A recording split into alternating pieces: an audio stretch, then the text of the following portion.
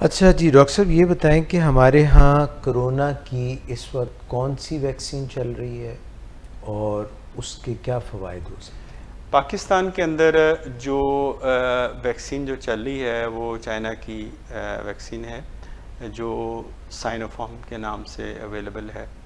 और दूसरी वैक्सीन्स भी आ रही हैं जो हुकूमत पाकिस्तान ने जिसको इजाज़त दी है, उसमें रशिया की वैक्सीन है और एक चाइना की भी वैक्सीन है। हैं? चाइना की एक और वैक्सीन? एक और वैक्सीन भी है।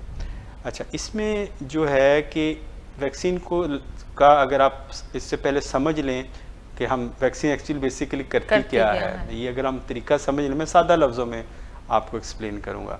देखिए, कोई जरासीम हमारे जिस्म के अंदर दाखिल होता है तो हमारा जो जिस्म के जो कुछ सेल्स होते हैं उसको रिकग्नाइज़ करते हैं, तो कि ये एक जरासीम है, ये फ़ॉरेन पार्टिकल है, ये फ़ॉरेन बॉडी है, फिर उसके ख़िलाफ़ मुदाफ़ियत बनाते हैं। तो मुदाफ़ियत दो किस्म की होती है, एक एंटीबॉडीज़ होती हैं, एंटीबॉडीज़ होती हैं जो उसको चिमट जाती हैं, वो उसको डिस्ट्रॉय करती हैं, ये जो जरासीम है उसको मारने की कोशिश करती है, यानी उसके स्ट्रक्चर को तोड़ती हैं।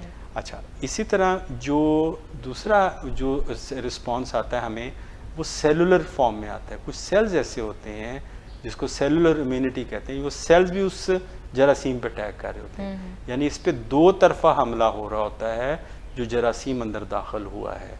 एक तो सेलुलर इम्यूनिटी है और एक दूसरी ह्यूमोरल या एंटीबॉडीज़ की फॉर्म के अंदर आती है। तो अब जो बॉडी है, अगर फॉर एग्जांपल किसी बंदे को एक दफ़ा कोरोना हो गया है या कोई इन्फेक्शन हो गई है, अब वो जरासीम वो ख़त्म, वो हील हो गया, जरासीम कभी फिर दोबारा आया, तो बॉडी के अंदर वो सेल्स मौजूद होते हैं जो उसको रिकग्नाइज कर लेते हैं, ये तो पहले भी आया था, ये हमारा नहीं है, ये हमारा नहीं, ये पहले भी आया था। तो बॉडी उसके अगेंस्ट एक बड़ी तेज़ी से उसके खिलाफ रिस्पॉन्स देता है, रैपिड रिस्पॉन्स देता है, तो वो फिर उसको पकड़ के उसको ख़त्म करने की कोशिश करता है। तो ये एक बेसिक फिजियोलॉजी है, ये एक्सप्लेनेशन है। तो अब उन्होंने, साइंटिस्ट ने ये क्या किया कि क्यों ना ऐसा करें कि हम वायरस ले लें, ये जो कोरोना वायरस है इसको इतना कमज़ोर कर दें, ऐसे केमिकली ट्रीट कर दें, एक केमिकल होता है उससे ट्रीट करके इसको मार दें, लेकिन इसका स्ट्रक्चर बरकरार रहे, यानी इसकी साख्त बरकरार रहे, लेकिन इसकी मल्टीप्लिकेशन यानी इसको तकसीम होने की कैफियत ख़त्म कर दी जाए और इसको एक किस्म का डेड कर दिया जाए, यानी ये बीमारी ना फैला सके लेकिन इसका स्ट्रक्चर हो, यानी आप गाड़ी में से इंजन निकाल लिया उसका, तो बाकी उसका ऑपरेट नहीं कर सकता, यानी कि वो आपको नुकसान नहीं पहुंचा सकता। तो उन्होंने इसको इंजेक्शन फॉर्म में इंजेक्ट कर दिया। जब इंजेक्ट कर दिया तो बॉडी ने कहा, बॉडी ने समझा ये तो एक जरासीम है, तो बॉडी ने उसके खिलाफ एंटीबॉडीज बनाना शुरू कर दिया, साथ सेलुलर इम्यूनिटी भी आ गई। तो आपको ये इम्यूनिटी बनना चाहिए, इसको हम एक्टिव इम्यूनिटी मेमोरी कहते हैं। और आपके जो सेल्स होते हैं, मेमोरी सेल्स होते हैं, उसको रिकग्नाइज कर वो मेमोरी सेल्स भी बन जाते हैं। तो वो एक जो है वो बॉडी इसके खिलाफ एक महाज बना लेता है, उसके खिलाफ बनना होता है। अब ये जंग अंदर चल रही होती है, आपका बॉडी एंटीबॉडीज़ बना रहा होता है, इसको तबाह करने की कोशिश करता है। तो जैसे आपको आजकल जैसे देखें ना कि बहुत सारी एंटीबॉडीज़ हैं, एक अगर कोरोना वायरस को अगर आप गौर से देखें तो उस पर वो छोटी छोटी स्पाइक्स बनी होती हैं, वो ज़्यादा एंटीबॉडीज़ इसके ख़िलाफ़ बननी होती है, क्योंकि ये स्पाइक ही होती हैं जो इसको तोड़ती, जो स्पाइक्स की वजह से ये अटैच करता है अपने आप को, ये वायरस। ये इसके पाँव हैं, तो पाँव को अगर वो आप उसको अटैच नहीं होने देंगे तो वो बॉडी के सिस्टम के साथ ऑर्गन्स पे ये अटैच अपने आप को नहीं कर सकेगा।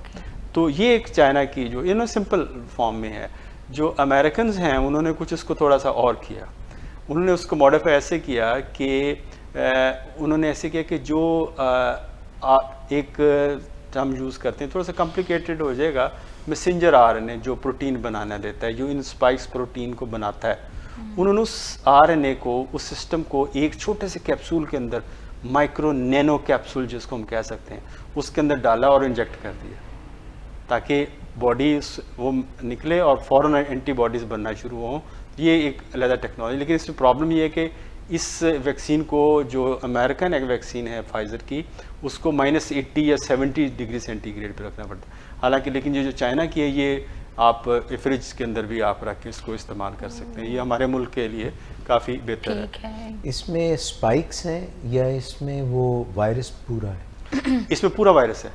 अच्छा, कुछ जो वैक्सीन हैं जैसे रशिया की वैक्सीन, उन्होंने ऐसे किया कि एक पार्टिकल लिया, उस पर ये स्पाइक्स लगा दी, उसको अटैच कर दी, तो वो उन्होंने उसके खिलाफ ताकि वो एंटीबॉडीज़ बने, यानी उन्होंने एक पोर्टल के तौर पे यूज़ किया।